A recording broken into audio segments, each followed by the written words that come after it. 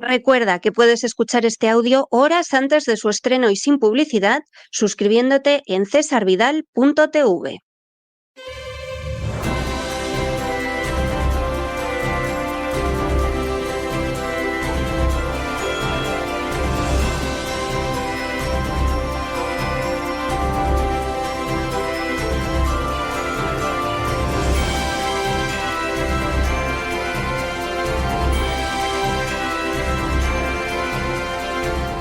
Candilejas, teatro y espectáculo con César Vidal.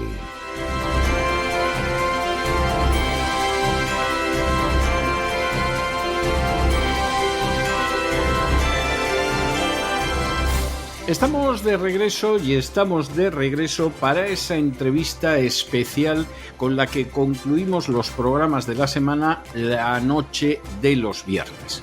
Ustedes saben que esa entrevista está muy cerca de mi corazón, que es un espacio que me gusta especialmente y que siempre, todos los viernes, tengo que hacer el comentario porque es de justicia, porque es obligatorio, de que claro que de lunes a jueves concluimos el programa de La Voz con personas que son primerísimas espadas en la psicología, en la economía, en la crítica literaria, pero los viernes siempre les traemos a alguien distinto y alguien que además es muy especial. Es muy especial y a veces es conocido en todo el mundo. Cuando de pronto por aquí ha recalado un director de cine al que le dieron el Oscar, un cantante de bel canto al que se oye en medio mundo, una bailarina de ballet que es conocida en teatros de todo el planeta, pues estamos hablando de gente muy especial y conocida internacionalmente. En otras ocasiones, la gente que aparece en esta entrevista especial de los viernes es gente que es conocida en su país, pero fuera de su país es gente totalmente desconocida. Y ahí queremos que conozcan ustedes a ese peruano para que a su vez haya peruanos que puedan conocer también a ese paraguayo o que puedan conocer a ese paraguayo en México o que puedan conocer a ese mexicano en España. Se intenta que efectivamente personas que son muy conocidas en su país sean también conocidas en otros países donde utilizamos como lengua de comunicación el español, sea o no sea la lengua oficial.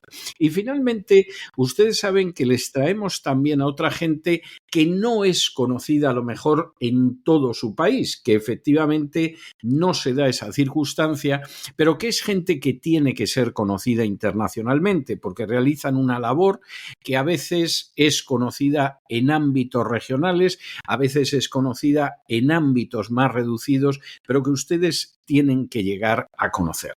Es el caso de la persona que tenemos como invitado esta noche. A mí es una persona con la que he tenido ocasión de intercambiarme comunicación por internet en multitud de veces, pero que sobre todo en una ocasión tuve la posibilidad de hablar con él en persona, compartir un almuerzo agradabilísimo y encontrarme con que tenía delante a una persona absolutamente excepcional, una persona que efectivamente vive el evangelio más allá de las palabras, que sabe lo que es ejercer la compasión, la misericordia, la asistencia del prójimo, pues a veces yendo a zonas de selva, a veces yendo a zonas más que afectadas por desastres naturales, como sucedió en las montañas de Carolina del Norte durante el huracán Helen, y que es una persona que efectivamente lleva junto con el Evangelio medicinas,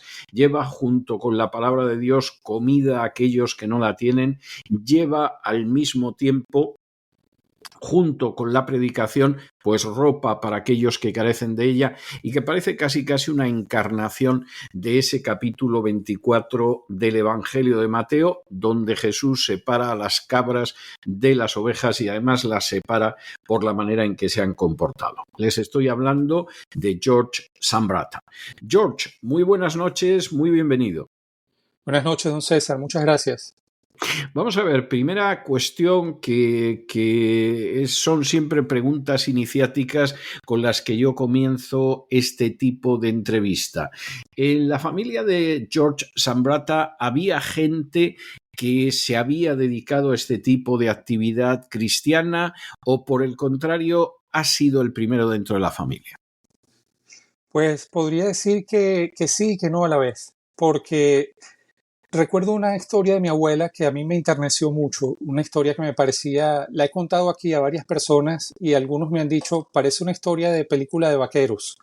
Ella dice que en su juventud, al principio de los 1900, ella vivía en una zona remota del sur de Venezuela y la gente viajaba a pie o en animales, en burros o a veces a caballo.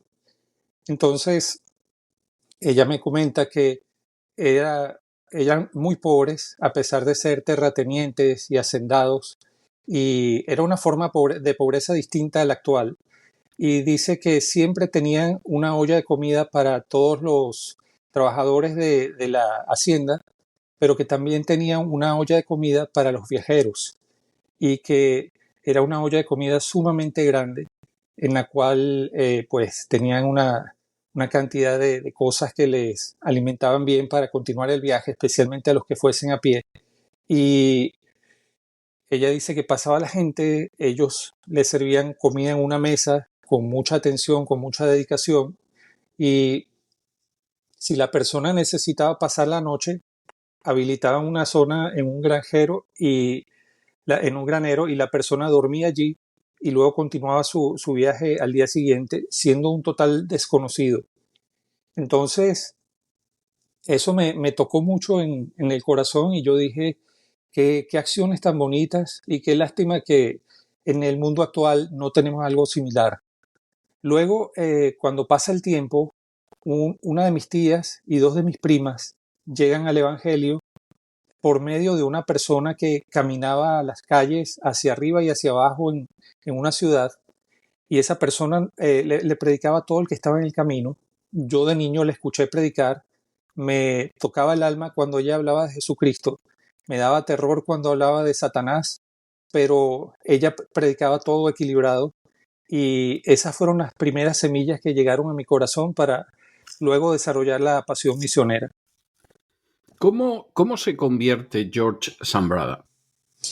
Esta señora que le hablo, le llamaban la hermana María, ella predicaba calle arriba y calle abajo, y con todas estas semillas que ponía en nuestro corazón, yo sentía el fuego de la palabra en mi corazón. Yo decía, en algún momento tengo que obedecer el llamado del Señor, porque es Él quien me está llamando. Y luego asistí a la iglesia de ella, pero me causó un poco de repulsión el estilo tan rígido de leyes humanas y no leyes del hombre. Yo en ese momento no entendía esta concepción, simplemente mi intuición me decía que ese no era el lugar, pero que había gente buena con buenas intenciones.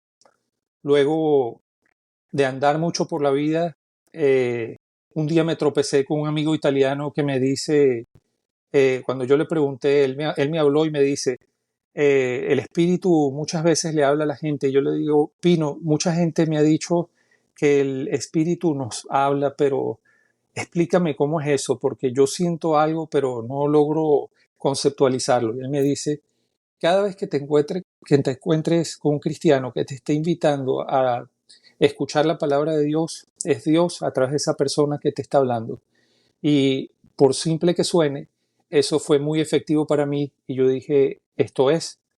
Luego, un día iba en un medio de transporte y sentí que Dios me guió a ir a una iglesia que ya me había mostrado un día que iba caminando por ella y ese día asistí y desde ese día estoy firme en el Señor sirviéndole.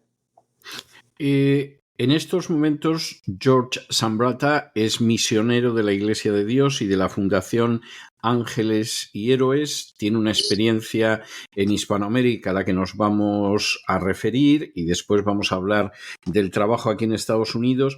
Pero, ¿qué es lo que le lleva en un momento determinado a George Sambrata a decidir ser misionero? Y, sobre todo, ¿qué es lo que le lleva a empezar a ser misionero en una tarea en la que junto con el Evangelio se llevan alimentos, se lleva medicina, se lleva ropa a lugares a veces remotísimos del Amazonas?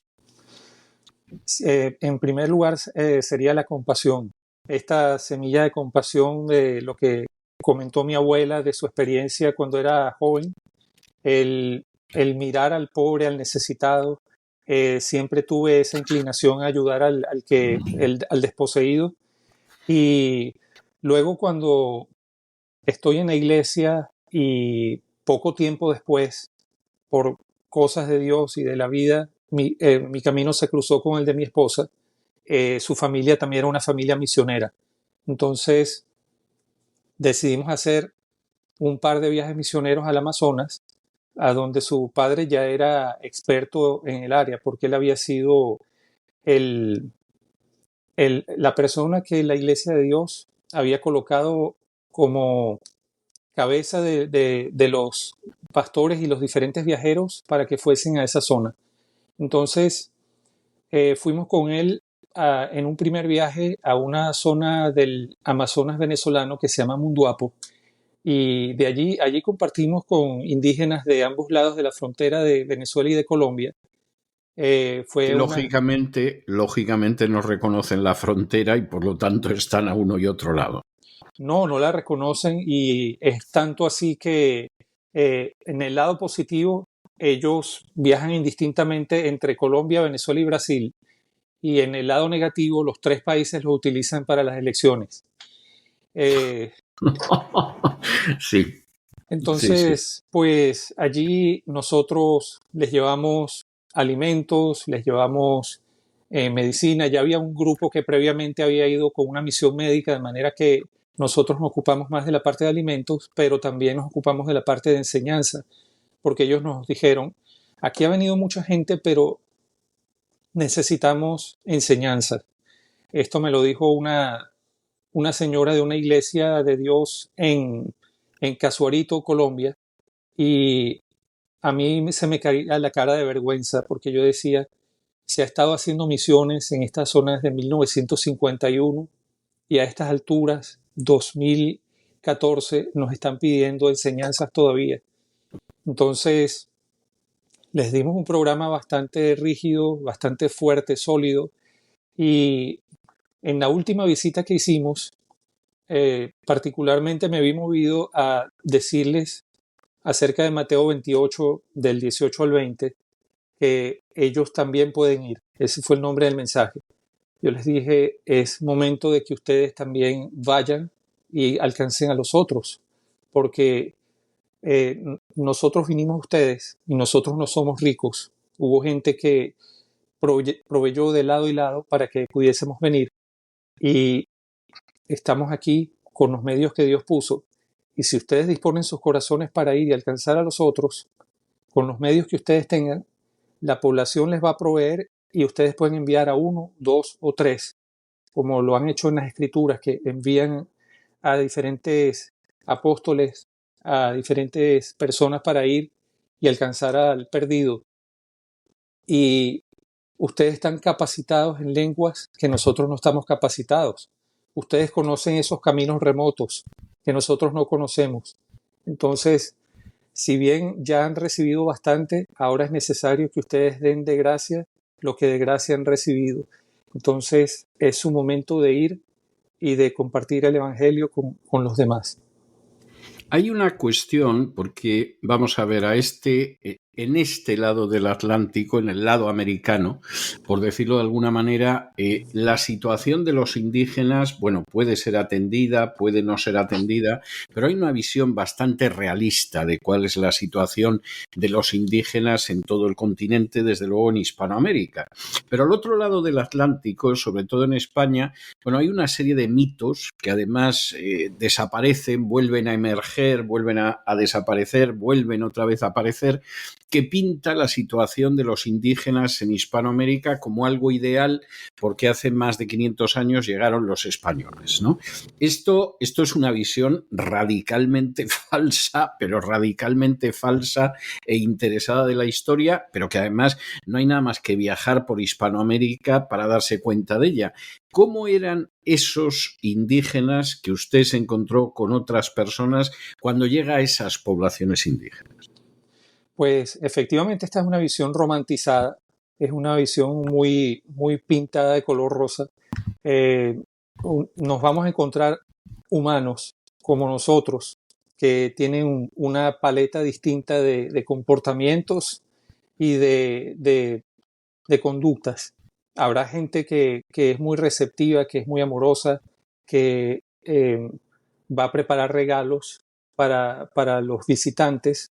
Esta ha sido la experiencia de algunos de nuestros misioneros de aquí de Estados Unidos en Zambia, por ejemplo, que la gente espera al borde de las calles por 10 días para el regreso de los que han ido hacia el fondo de la selva y darles obsequios.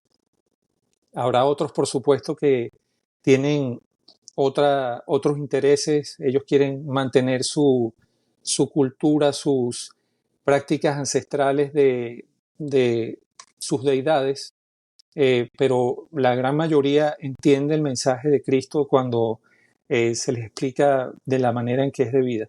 Hay otras personas que simplemente tienen intereses comerciales, que su interés es recibir lo que se les lleva y ya, recibir el producto, recibir el objeto. Y hay otros en otras latitudes que incluso hablan varios idiomas, de recibir visitas de otras personas. Quizás si están cerca de alguna zona que es semiturística, hablan francés y alemán para pasear a los turistas. Lo cual es impresionante, ¿eh? Es sí, impresionante. Es muy impresionante para pasear a los turistas. Y algo que me llamó poderosamente la atención es que muchos de ellos no se sienten venezolanos, no se sienten colombianos, no se sienten brasileños. Y ellos, cuando hablan de visitar alguna ciudad que está semicivilizada, ellos dicen vamos para Venezuela o vamos para Colombia o vamos para Brasil, pero su territorio ellos no lo ven como Venezuela, Colombia, Brasil. Lo cual es muy significativo y, por otro lado, también muy comprensible históricamente. ¿Cuánto tiempo estuvo George Zambrada trabajando en esas zonas remotas de ese Amazonas que es venezolano, que es colombiano, que es brasileño, poblado por tribus que no se ven ni como venezolanos, ni como colombianos, ni como brasileños, aunque vayan a por su voto? ¿Cuánto tiempo? Hicimos un par de viajes en 2013 y 2014 de aproximadamente 5 días cada viaje. Estuvimos en esta zona de Colombia que se llama Casuarito, que está a un lado del Orinoco. En esa zona es interesante ver el interés de los niños en ir a la escuela en esa zona del Orinoco, entre Casuarito y Puerto Ayacucho de Venezuela, porque hay una isla que se llama Isla Ratón que tiene una escuela y los niños van en sus propias canoas individuales pequeñitas para la iglesia. Ese es su medio de transporte, ese es su vehículo. Y también fuimos a la zona de Munduapo, que es la que está un poco más remota y es la que tenía quizás más necesidades por este aspecto de estar en un lugar remoto. Y cuando ellos salían a la civilización nos contactaban por teléfono, nos pasaban algún mensaje de texto o llamaban diciendo que necesitaban algo para una o dos motos que tenían en el lugar. La situación era un poco difícil en el tiempo en que nosotros fuimos porque había muchísimas limitaciones para llegar.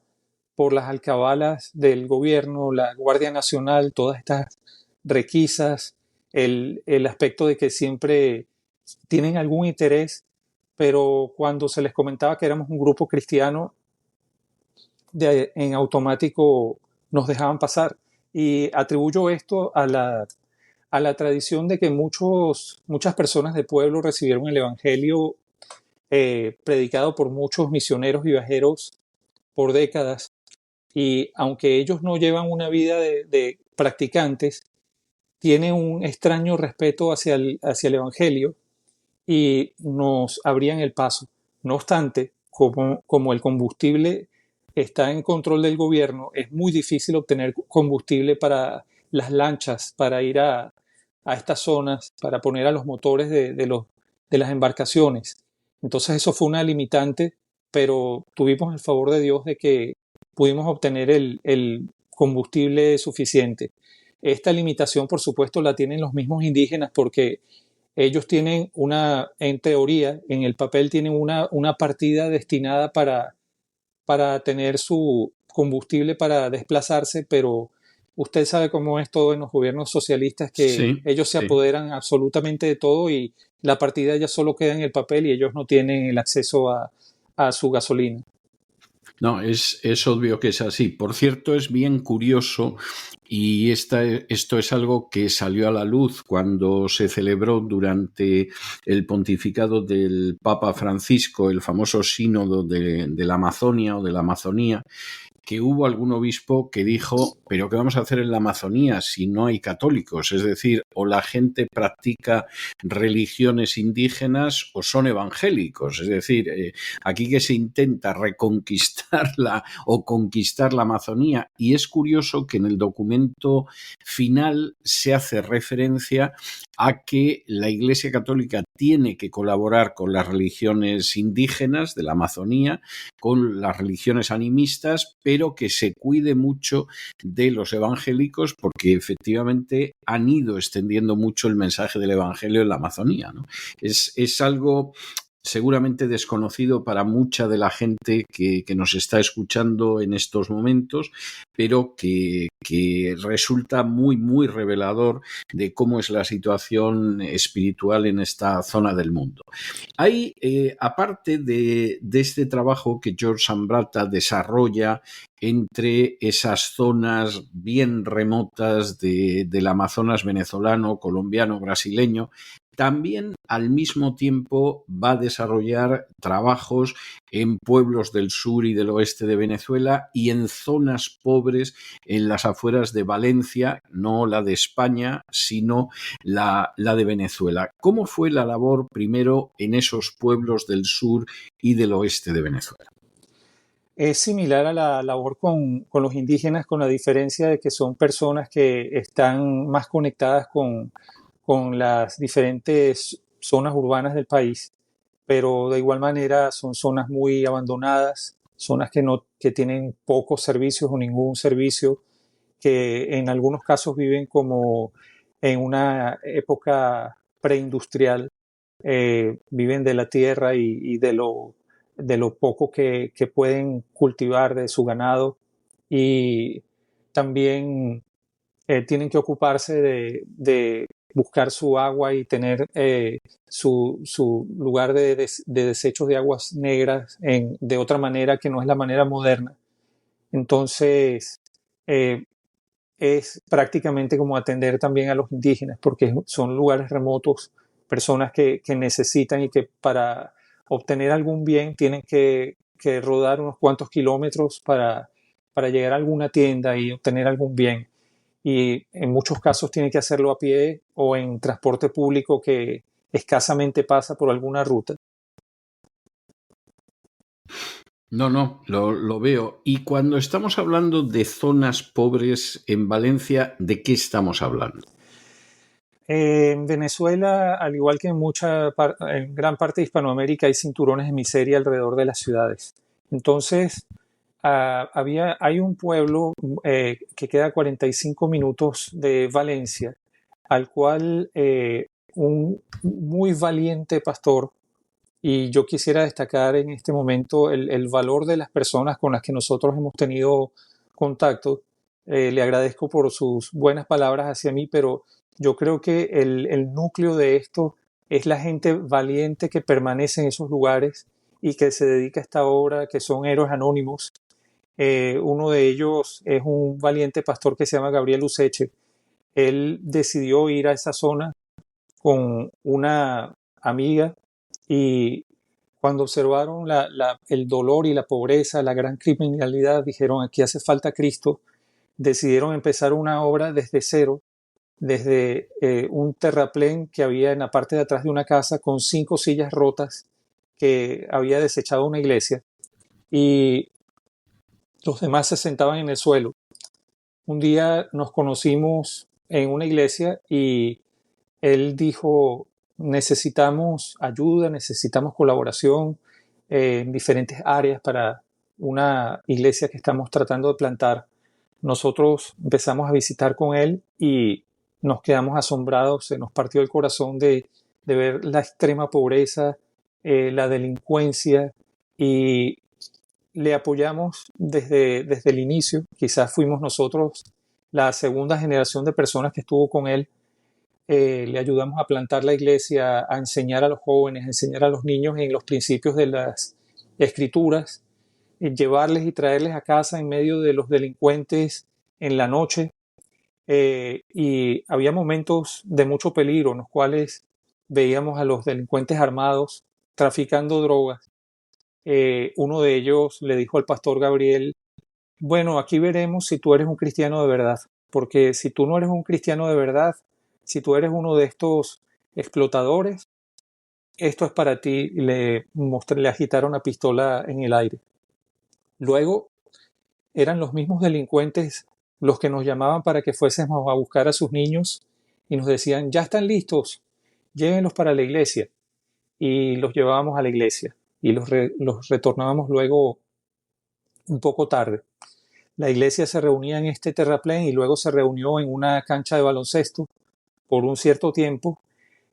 Cuando nosotros nos fuimos de Venezuela, ellos todavía se reunían allí. Ahora se reúnen en un local que alguien les donó. Pero, repito, es una experiencia con una persona muy valiente que se movió en medio de todos estos delincuentes. Y son delincuentes que también, al igual que estos guardias nacionales de zonas remotas, fueron expuestos al evangelio, pero no lo han aceptado, pero de alguna manera lo respetan y en sus reglas extrañas respetan al cristiano auténtico como el pastor Gabriel. George, hay una cuestión. La verdad es que yo estoy convencido que la gente que le está escuchando tiene que quedarse muy conmovida porque además lo que estamos viendo son algún episodio a vuelo de pájaro. Es decir, esto es una realidad muchísimo más amplia y que habla de una práctica del cristianismo muy genuina en la que la persona verdaderamente se juega la vida. O sea, esa es la realidad.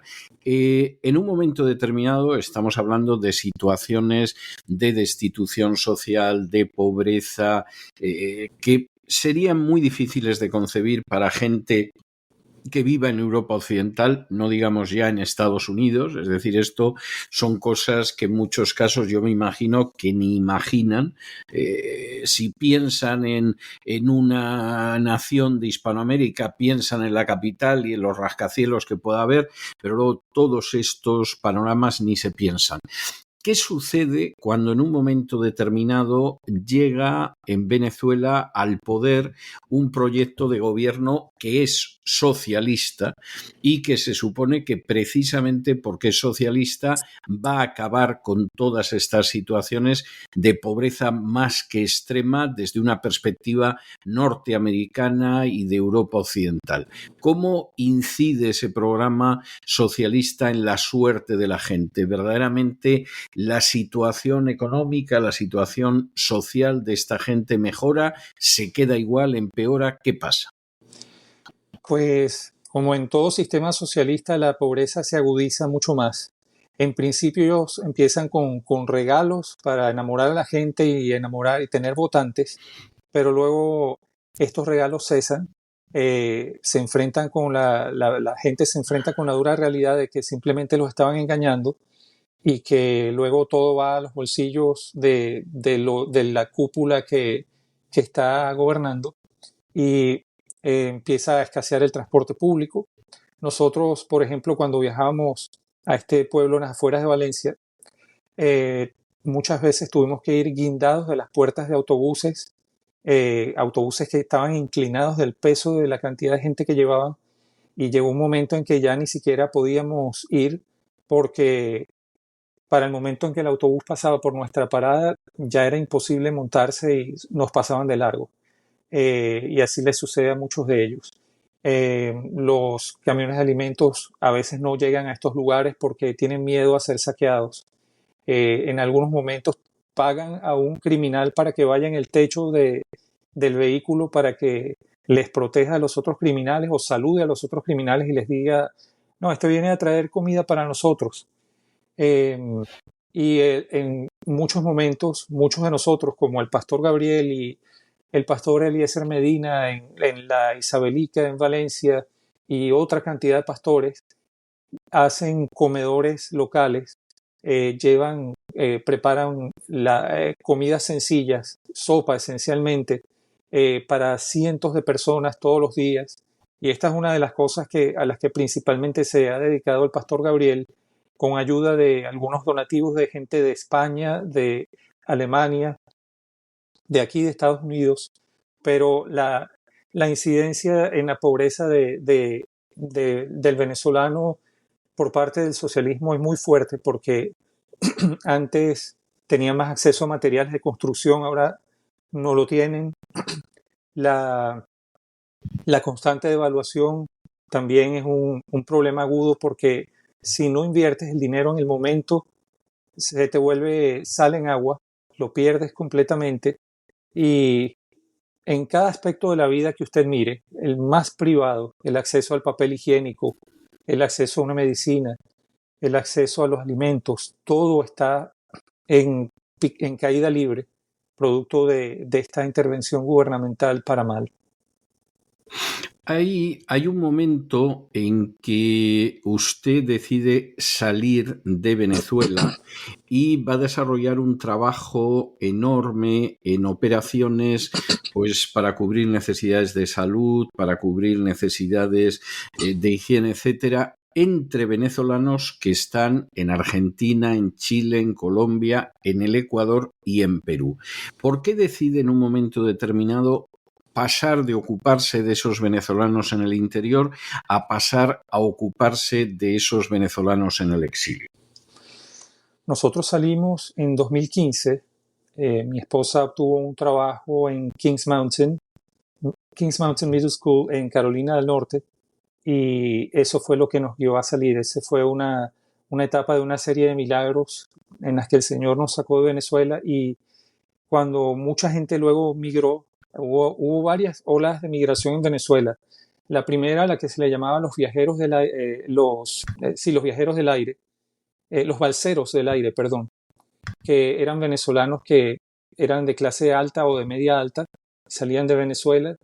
Luego y que fueron los primeros que se olfatearon lo que podía llegar a suceder. Sí, eso empezó a suceder desde 1996, antes en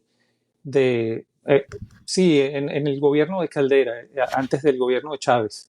Y ya se olfateaban lo que venía. Luego una segunda ola en que todavía podían volar algunos y otros que salían en otros medios. Y luego la ola de la gente que salió a pie, que eran o muy desposeídos, o la ola de criminales.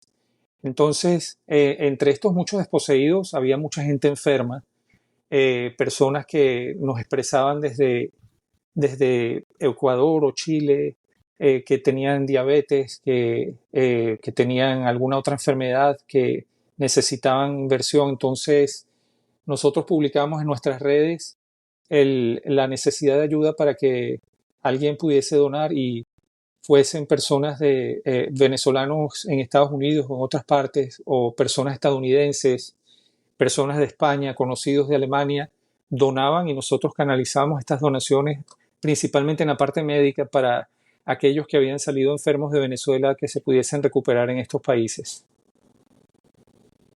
Bueno, es algo tremendo. ¿Cómo ha ido variando el panorama del exilio venezolano que ha ido usted conociendo durante este tiempo?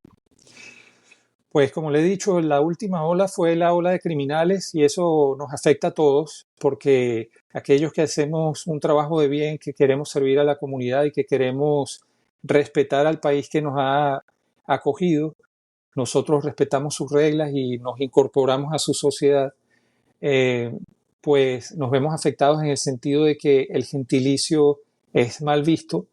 La gente ya se teme que cualquiera que lleve el título de este gentilicio sea un potencial criminal y al mismo tiempo también nosotros, yo le he dicho a mi esposa en algunas ocasiones, no hables en la calle en español porque no sabemos quién está escuchando, porque hemos escuchado de casos de personas que han sido extorsionadas por este grupo de criminales y les dicen, bueno, ya sabemos la ruta de tu abuelo o de tu abuela o tu padre en Venezuela y si tú no nos das $100 mensuales, algo le puede pasar a tus familiares en Venezuela. Entonces, esto nos ha afectado mucho en este sentido y también, por supuesto, en la parte migratoria, muchas personas que han estado aquí con el estado de protección temporal que ahora va a ser rescindido por parte del gobierno de Estados Unidos. Hay mucha gente buena con ese estado de protección temporal, pero al mismo tiempo también hay mucha gente mala y entiendo que la nación quiera purgar, sacar al delincuente del país, pero está pagando también el justo por el daño que ha hecho el pecador en todo este tiempo. Sí, no cabe la menor duda de que es así. O sea, es una cuestión que no admite discusión alguna. O sea, al final, desgraciadamente, hay gente que no se puede negar, ni mucho menos que sea gente pues que son delincuentes. Eso es a veces crimen organizado y al mismo tiempo pues hay gente que efectivamente la ha impulsado la persecución, la ha impulsado la dificultad de vivir en el país, la ha impulsado la necesidad.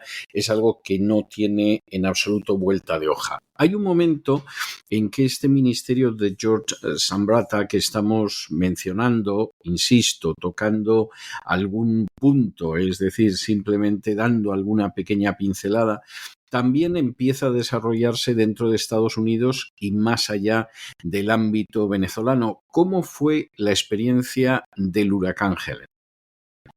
La experiencia del huracán Helene fue muy devastadora porque vimos en la administración previa que se llegó de manera muy tardía a atender a las personas que estaban sufriendo el impacto de la tormenta y de los diferentes huracanes que se generaron producto de la tormenta y también tornados, y todas las inundaciones que hubo, la cantidad de casas que cayeron, la cantidad de desaparecidos. Entonces, en un principio, algunos nos negaron el acceso porque ellos quisieron poner su cinta roja por algunas razones. Podríamos estimar que algunas razones fueron de seguridad. En otros casos queda la interrogante. Pero finalmente se permitió el acceso y muchas iglesias se abocaron al rescate de las personas. Muchas organizaciones no gubernamentales, también asociaciones de personas sencillas, sin tener incluso ningún nombre formal. Simplemente nos agrupamos y decidimos ir. Y era muy lamentable ver las zonas de las casas desaparecidas, otras casas sepultadas, otras llenas de barro, la cantidad de escombros de todo lo que arrastraron los diferentes ríos y aguas que corrieron por medio de las calles y de las ciudades. Era muy demoledor ver cuánto sufrimiento había y empezando ya las temperaturas frías, que eso hacía la situación más difícil para los que estaban sin casas.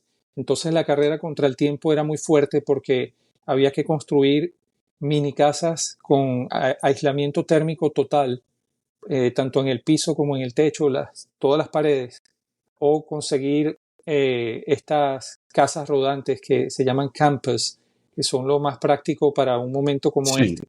sí. Y por supuesto, pues, proveerles de alimentos, de agua, tener suficiente agua potable para todo tipo de necesidades, puesto que con toda la destrucción que hubo, la destrucción fue por encima y por debajo. Ha habido reconstrucción de sistemas eléctricos, tuberías, tantas cosas podría mencionar. Eh, de verdad que lo podría decir en una sola palabra, una hecatombe. Sí, sí, no me cabe la menor duda y desde luego la actuación de la administración dejó muchísimo que desear. Eso era algo que para la gente que lo seguimos en esa época, yo además tenía un seguimiento de la labor que estaba usted realizando, en algún momento lo entrevistamos, verdaderamente era algo desasosegante pensar lo que estaba sucediendo. Esa es la realidad. ¿Cómo ha ido evolucionando esa situación después de lo que fue el desastre? Visitamos recientemente para llevar un donativo de nuestra iglesia y nos encontramos con que se ha despejado mucho el área en cuanto a escombros. Ya en muchas zonas no se reconoce que haya habido ningún daño, o pareciera simplemente como que fueron zonas que jamás fueron urbanizadas, para darle una idea visual, puesto que no se ve nada. Se arrancaron los cimientos, se limpió todo completamente, se quitaron las plantas que estaban caídas, los árboles que estaban caídos, y todo está listo para reconstrucción. Y este es el periodo de la reconstrucción. Hemos llevado donativos para algunas zonas remotas, sobre todo en la parte de Newland. Uno de nuestros hermanos, Ray Almond, ha estado viajando periódicamente para llevar bienes para los que están en partes mucho más remotas. Pero en otras zonas, en las etapas de reconstrucción, y tanto el gobierno como nosotros, los diferentes individuos y muchísimas iglesias, el rol de las iglesias ha sido sustancial en todo esto durante las dos administraciones, para la recuperación.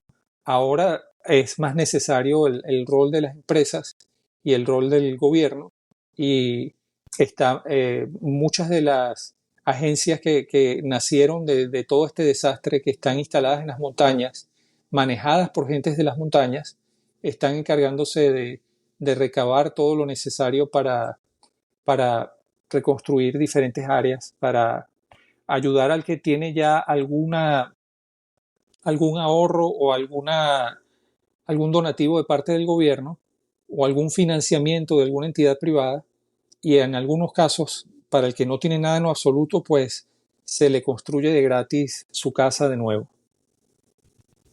Bueno, es algo tremendo. ¿En qué se encuentra ahora mismo George Zambrata? Pues hace poco mi iglesia decidió llamarme a formar parte del equipo oficial de misiones, y estoy involucrado con esto. Ayudo a mi pastor también en la parte de la enseñanza en la iglesia, en los estudios bíblicos, y en el día a día pues me dedico a mi trabajo con mi jefe, también miembro de mi iglesia, y es alguien a quien destaco también.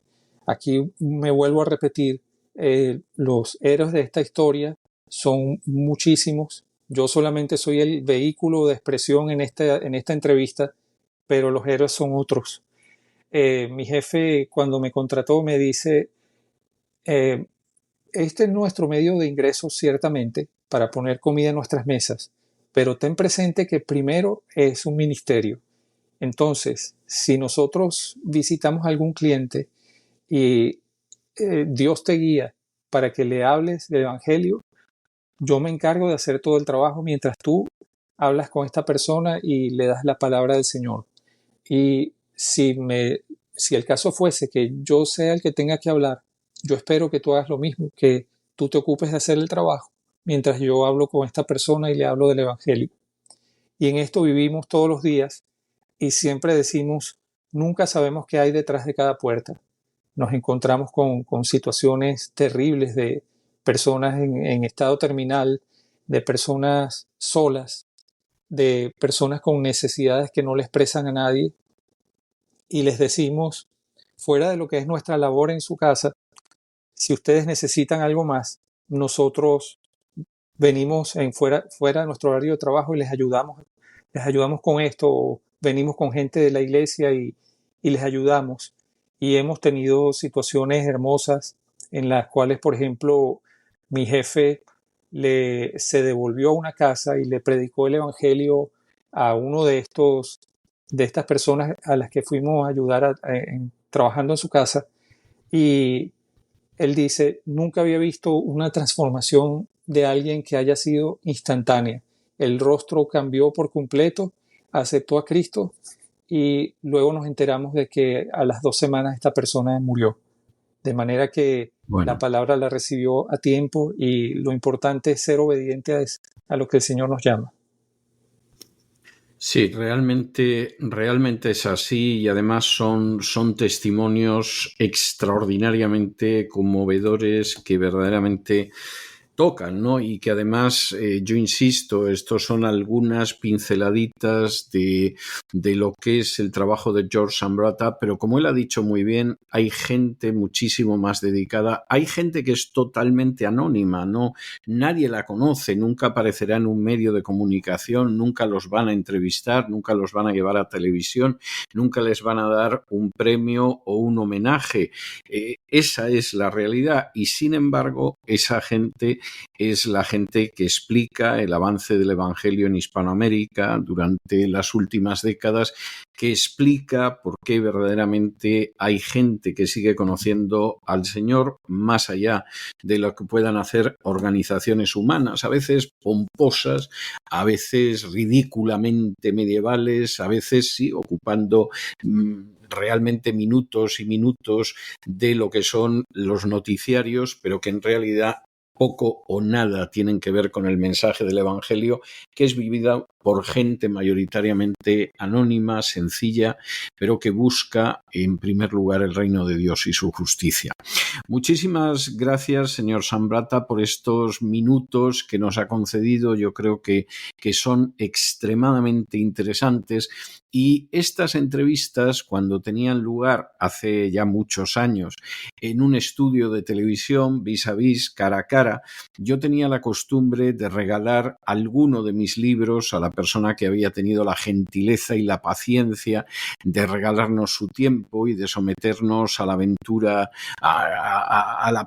realmente a esta banda de preguntas, a este conjunto de preguntas. Siempre les hacía la salvedad de que no estaban obligados a leer el libro, era un pequeño detalle, pero ese ritual de gratitud que teníamos entonces es imposible en el ciberespacio y entonces siempre dejo a las personas una canción, una melodía, una pieza musical como un modesto tributo de gratitud por el tiempo que nos han regalado.